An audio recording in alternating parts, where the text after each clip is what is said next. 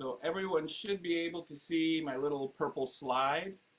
What we're talking about this week is called retrieval practice.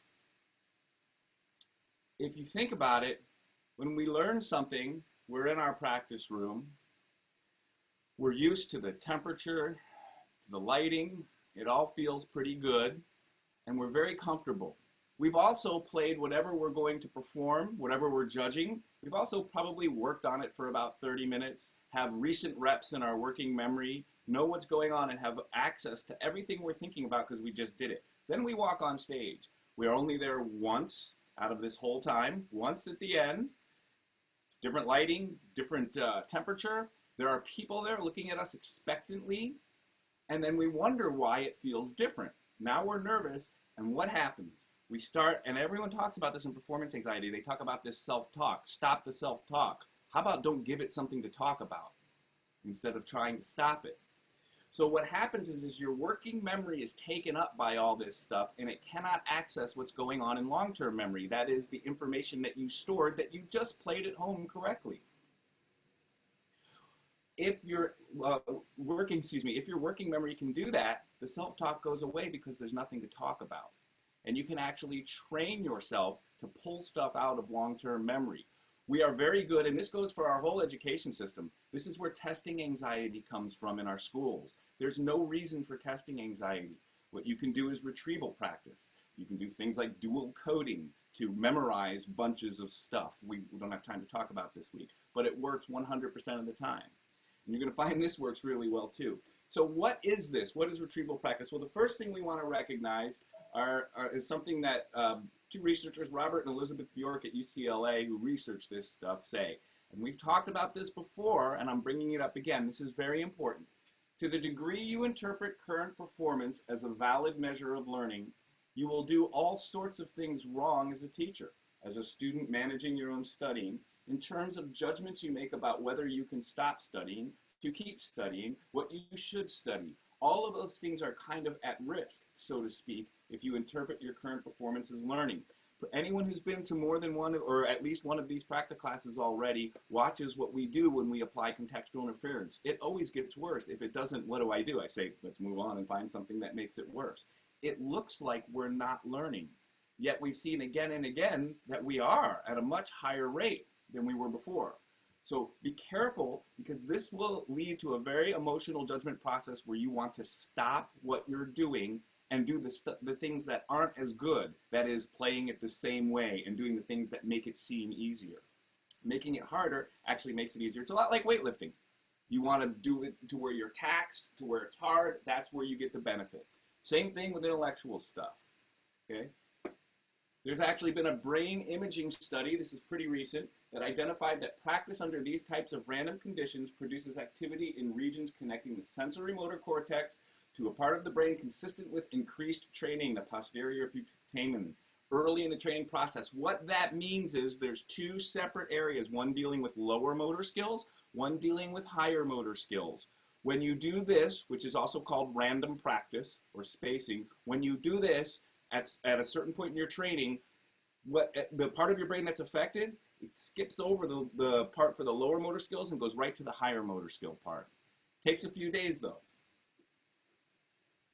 Performance anxiety. Performance is the act of using working memory in the moment to recall information in long-term memory, what you practice. Many of us experience working very hard on certain things, then finding when we perform in concert or a lesson that these things do not go nearly as well as we had them in practice. Once we get something learned, we then have to be able to recall it immediately in performance. If it takes more than a fraction of a second, that's when you stop and go, oh my gosh, what's going on? And now the self-talk takes over, and now you can't find the information at all. In practice, we may have repped something many times or worked on it for a period of time. Our previous attempts are fresh in our working memory to help guide our future attempts. In performance, there's a lot of time and other playing in between when we played those sections and when we need to recall them. In this case, we need to recall the information from long-term memory for which there is not a recent cue. And all the cues are different. The room is different, everything. To practice this, use spacing. Besides making the recall during performance very strong, this also adds another layer of improvement to the section in question. The idea is to put spaces of forgetting in between repetitions to gradually strengthen recall. Okay? I should have done this one by one. It's a lot to read. So here's how you do it, and I'm going to send you something for this. Notice what we're doing here. We're pulling stuff out of memory without any cue. There's something along that we talked about this when we talked about contextual inference, the forgetting curve, okay, about late 19th century, a guy named Ebbinghaus scientifically showed what we all know. The longer you don't do something, the harder it is to do it. The more period of forgetting you have, the harder it is to recall how to do it. So it takes a while to relearn something after a while. If you manage those forgetting periods, in psychology they're called periods of disuse, if you manage these periods of disuse to start small, where it's just a little bit harder to get it, then it gets stronger, then longer periods where it's just a little bit hard, eventually you can pull it out of anywhere with no cues. That's when performance anxiety goes away. Because what happens is you start playing, you're nervous, and your hands magically start doing whatever it is they need to do. And you start to think, this is great, I'm fine. And you actually start to get used to it. So the way to do spacing, there's many things we can do with retrieval practice. For this, you choose a section, just like we're doing here. You choose a section, and once you have it pretty much down, slowly, you then do this. It will make it much better, but you will get worse along the way for a couple of days. Choose a difficult section you've isolated and can play 4 times perfectly at a slow speed with total control. Speed will increase by doing this exercise, so don't worry about tempo. Play the section once, slow enough to have total control. If you make a mistake, do not fix it, but notice it for next time. Wait 5 minutes and do the same thing again. Bonus round, when this becomes easy, increase the period of disuse or forgetting. Soon you can just play it a couple of times a day. So if you get it pretty good at 5 minutes one day, go to 10 minutes the next day. Next day, go to 20. The day after that, just play it 3 or 4 times throughout the day. It will always get worse. It will look like you're not learning. Remember what the Bjorks admonish us to do. Don't judge learning in the moment if you're using proper techniques. You've got nothing to lose. If this is wrong and it doesn't work, you'll waste a little bit of time on one small thing. If it does work, it will reduce the amount of reps you need to do to get way better and to reduce your performance anxiety. 5, there's also a final stage of recital development. When you have addressed all of the areas of a piece, then playing it once or twice a day will develop it to a new level. The best thing you can do is about 2 weeks before your recital for a week, play your pieces once or twice a day with a big space in between them. They will get worse. And then you can spend the week after that trying to clean up stuff, but there won't be much left. Understand that, just like when you perform the section in concert, it will not be as good as when you were isolating it. Don't let the poorer performance indicate that you are not learning, because you are. As you strengthen the recall process over a day or days, it will not only improve, but it will improve when performed as part of a larger piece as well. Give it, at most, 4 days before you evaluate effectiveness.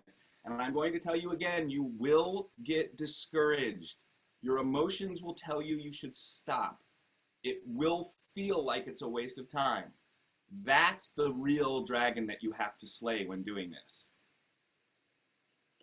And then finally, I hear people talk a lot about competitions and perform a lot and do competitions. Oh, music isn't a competition. Of course music's not a competition. What you're leveraging there is something called the testing effect. In cognitive psychology, the testing effect describes when you study for a test, if you take it and say you get 10% of your questions wrong, without any more studying, if you put a period in between and take the test again, you will consistently get a better score and get some of the answers that you didn't get.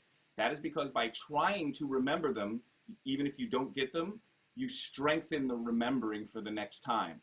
So even if you're doing spacing and I can't remember, and you have to pull out the music, wait until you try 2 or 3 times to pull it out of your memory. The harder you try to pull it out, the more you strengthen the connection to working memory for the next time. In fact, the testing, in test preparation, the Bjorks have actually shown that if you have 2 people study for a math test, in different places, so they're each in different rooms. One studies in the same room, the other studies half in one room and half in another. That person consistently gets better grades. Changing cues makes you focus a little harder. So it's amazing. Give it a try.